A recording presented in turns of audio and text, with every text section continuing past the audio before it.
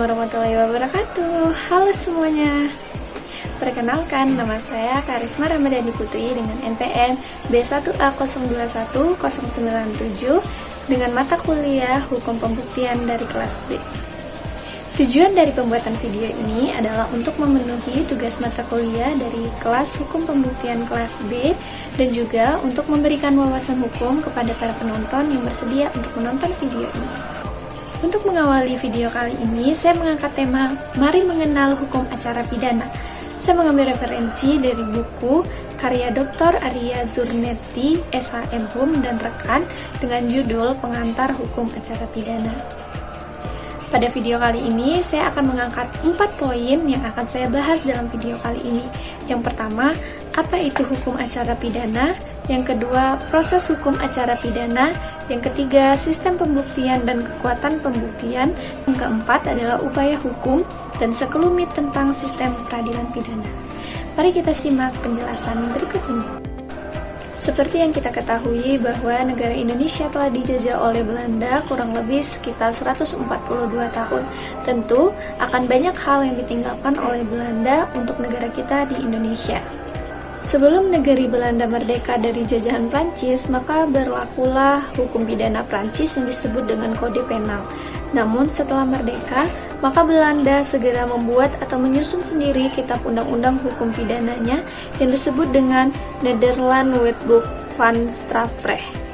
Maka Indonesia atau pada saat itu disebut dengan Hindia Belanda sebagai negara jajahan Belanda berdasarkan asas konkordansi dalam hukum pidana, yaitu di mana sedapat mungkin hukum pidana yang berlaku di Indonesia sesuai dengan hukum pidana yang berlaku di negeri Belanda. Karena di Indonesia masyarakat asli terdiri dari berbagai golongan, maka bagi tiap-tiap golongan penduduk Indonesia dibuat kitab undang-undang hukum pidana sendiri. Nah, dari sejarah tadi, maka dapat kita ambil kesimpulan bahwa kitab undang-undang hukum acara pidana adalah peninggalan dari negara Belanda. Itu yang berlaku di negara Indonesia. Kemudian setelah mengetahui sejarah dari hukum acara pidana, maka kita juga harus mengetahui apa sih hukum acara pidana itu. Ada beberapa pendapat dari sarjana mengenai hukum acara pidana. Yang pertama ada pendapat dari Simons, di mana Simon mengartikan bahwa hukum acara pidana mengatur bagaimana negara dengan alat-alat perlengkapannya menggunakan haknya untuk menghukum dan menjatuhkan hukuman. Kemudian menurut Bambang Purnomo, hukum acara pidana ialah pengetahuan tentang hukum acara dengan segala bentuk dan manifestasinya yang meliputi berbagai aspek proses penyelenggaraan perkara pidana dalam hal terjadi dugaan perbuatan pidana yang diakibatkan oleh pelanggaran hukum pidana itu sendiri. Dua perbedaan pendapat dari para sarjana. Masuk ke poin yang kedua, proses hukum acara pidana. Sebelum masuk ke dalam proses hukum acara pidana, kita harus mengetahui dulu siapa saja pihak-pihak yang terlibat dalam hukum acara pidana. Adapun pihak-pihak yang terlibat dalam hukum acara pidana yang pertama adalah tersangka atau terdakwa, penyidik ataupun penyelidik, penuntut umum, penasihat hukum ataupun advokat. Proses hukum acara pidana tentu diawali oleh penyelidikan atau penyidikan, di mana penyelidikan itu dilakukan untuk mencari tahu apakah memang suatu tindakan atau suatu kejadian itu termasuk ke dalam tindakan pidana ataupun tidak.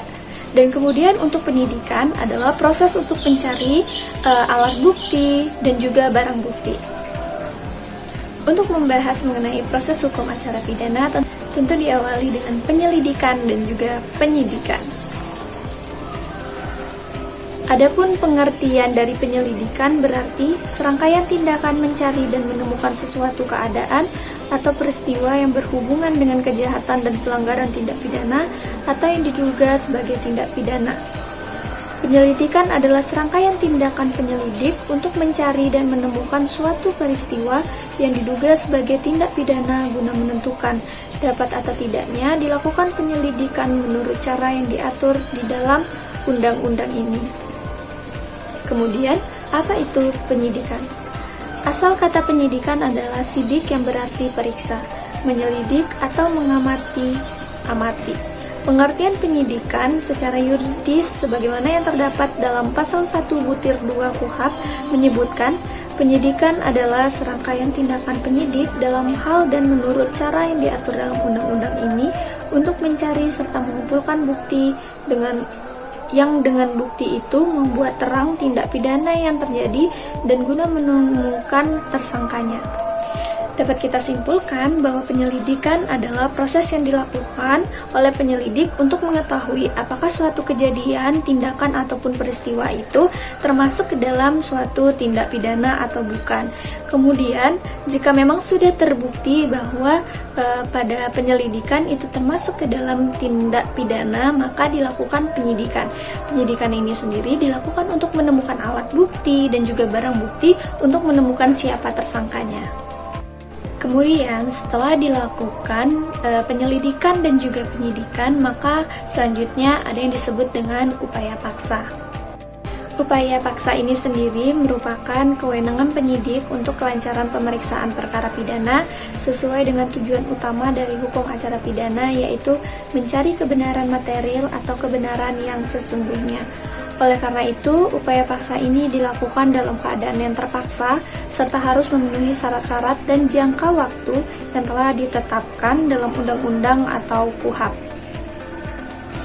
Adapun upaya paksa yang dimaksud dalam KUHP yaitu yang pertama adalah penangkapan, yang kedua adalah penahanan, yang ketiga adalah penggeledahan, dan yang keempat adalah penyitaan, dan yang kelima adalah pemeriksaan surat. Kemudian setelah upaya paksa dilakukan, maka masuk ke dalam penuntutan, di mana tahapan dari penuntutan yang pertama adalah pra-penuntutan, yang kedua adalah penuntutan, kemudian pra-peradilan, dan masuk ke dalam peradilan. Kemudian, jika telah masuk ke dalam proses persidangan, maka akan dilakukan proses pembuktian, di mana jika berbicara mengenai proses pembuktian, maka masuk ke dalam poin yang ketiga, yaitu pembahasan mengenai sistem pembuktian dan kekuatan dari pembuktian itu sendiri. Pembuktian merupakan bagian yang sangat sentral dalam hukum acara pidana, karena dengan proses pembuktian maka dapat diketahui keputusan apa yang akan diambil oleh hakim dalam memutus suatu perkara. Pada pasal 183 KUHP, syarat pembuktian menurut cara dan alat bukti yang sah lebih ditekankan dalam perumusannya. Hal ini dapat dibaca dalam kalimat ketentuan pembuktian yang memadai untuk menjatuhkan pidana kepada seseorang terdakwa sekurang-kurangnya dua alat bukti yang sah. Dengan demikian, pasal 183 KUHP mengatur untuk menentukan salah satu tidaknya seseorang terdakwa dan untuk menjatuhkan pidana kepada terdakwa. Yang pertama, kesalahannya terbukti dengan sekurang-kurangnya dua alat bukti yang sah, dan dua, keterbuktiannya dengan sekurang-kurangnya dua alat. Yang kedua, keterbuktiannya dengan sekurang-kurangnya dua alat bukti yang sah, hakim memperoleh keyakinan bahwa tindak pidana benar-benar terjadi dan bahwa terdakwalah yang bersalah melakukannya. Adapun teori dari pembuktian ada tiga. Yang pertama, teori bebas, yang kedua, teori pembuktian negatif, dan yang ketiga, teori pembuktian pasif.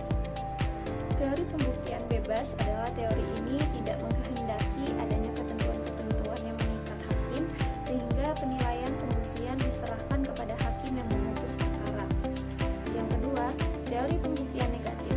Menurut teori ini harus ada ketentuan-ketentuan yang mengikat yang bersifat negatif, yaitu ketentuan ini harus membatasi pada larangan kepada hakim untuk melakukan sesuatu yang berhubungan dengan pembuktian dengan pengecualian. Misalnya dalam pasal 169 HIR yang berbunyi, keterangan dari seorang saksi saja dengan tidak ada sesuatu alat bukti yang lain tiada dapat dipercaya di dalam hukum. Pasal 1905 Kitab Undang-Undang Hukum Perdata yang berbunyi, keterangan seorang saksi saja tanpa suatu alat bukti lain di muka pengadilan tidak boleh dipercaya.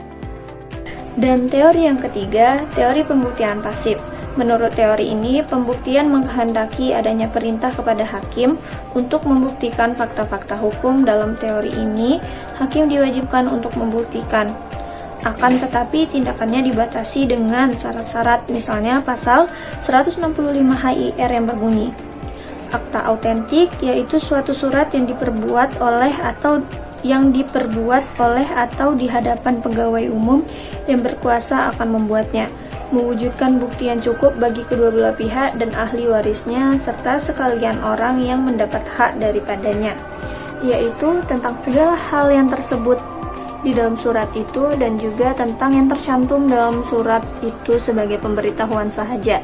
Tetapi yang tersebut kemudian itu hanya sekedar yang diberitahukan itu langsung berhubung dengan pokok dalam akta itu. Jika di Indonesia sendiri, berdasarkan KUHP, jelas bahwa Indonesia menganut teori pembuktian berdasarkan undang-undang secara negatif. Berbicara mengenai proses pembuktian tidak terlepas dari alat bukti yang dapat diperlihatkan di dalam persidangan. Dalam pasal 184 ayat 1 KUHP ada 5 alat bukti yang diatur. Yang pertama keterangan saksi, yang kedua keterangan ahli, yang ketiga adalah surat, yang keempat adalah petunjuk, dan yang kelima adalah keterangan terdakwa.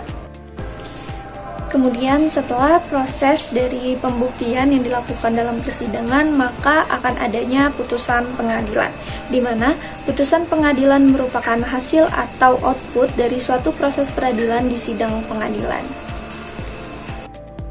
Dalam proses peradilan yang memberikan putusan pengadilan itu adalah hakim, di mana dalam proses persidangan putusan pengadilan itu disebut dengan putusan hakim, di mana putusan hakim ada 2, yang pertama yaitu putusan akhir dan juga yang kedua adalah putusan sela. Putusan yang dapat diberikan oleh seorang hakim itu tentu memiliki perbedaan tergantung kepada bagaimana proses pembuktian dalam proses persidangan itu sendiri. Ada beberapa putusan yang dapat dikeluarkan oleh hakim. Yang pertama adalah putusan bebas,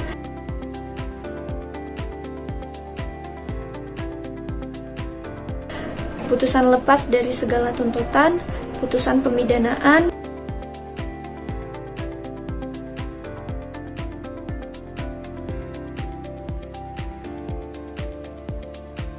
penetapan tidak berwenang mengadili,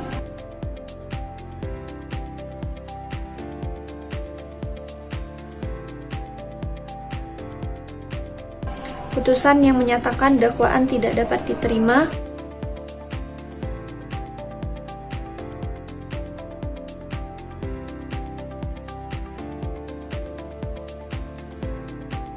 putusan yang menyatakan dakwaan batal demi hukum. Masuk ke dalam poin yang keempat, yaitu upaya hukum dan sekelumit tentang hukum acara pidana. Upaya hukum ada 2. Yang pertama, upaya hukum biasa dan juga upaya hukum luar biasa. Untuk upaya hukum biasa, itu ada kasasi dan juga banding, sedangkan untuk upaya hukum luar biasa, di mana upaya hukum luar biasa merupakan pengecualian dari upaya hukum biasa. Upaya ini diajukan terhadap putusan pengadilan yang telah mempunyai kekuatan hukum yang tetap, di mana upaya hukum biasa tidak dimungkinkan lagi untuk dilakukan. Upaya hukum luar biasa terdiri dari kasasi demi kepentingan hukum dan peninjauan kembali atau PK. Poin selanjutnya, sekelumit tentang sistem peradilan pidana di negara Indonesia. Yang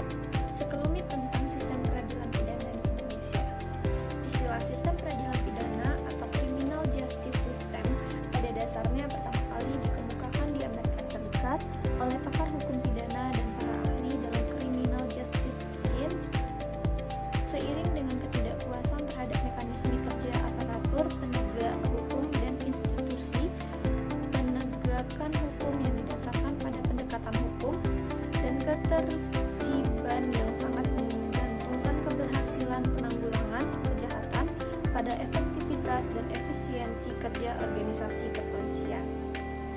Sistem peradilan pidana atau criminal justice system merupakan suatu pendekatan yang diperkenalkan oleh pakar hukum di Amerika Serikat sebagai reaksi atas ketidakpuasan terhadap aparat dan institusi penegak hukum.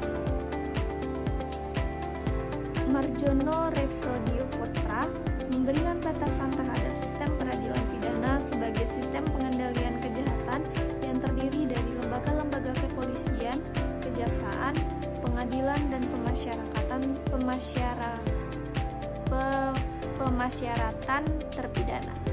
Marjono mengemukakan tujuan dari sistem peradilan pidana adalah: 1. Mencegah masyarakat menjadi korban kejahatan. 2. Menyelesaikan kasus kejahatan yang terjadi sehingga masyarakat puas bahwa keadilan telah ditegakkan dan yang bersalah dipidana. Yang ketiga, dan mengusahakan agar mereka yang pernah melakukan kejahatan tidak mengulangi lagi kejahatannya. Ada beberapa asas yang menjadikan dasar dalam hukum acara pidana, yaitu sebagai berikut. Asas praduga tidak bersalah, asas oportunitas, asas peradilan cepat, sederhana, dan meyakinkan, asas unus testis nullus testis, asas pemeriksaan pengadilan terbuka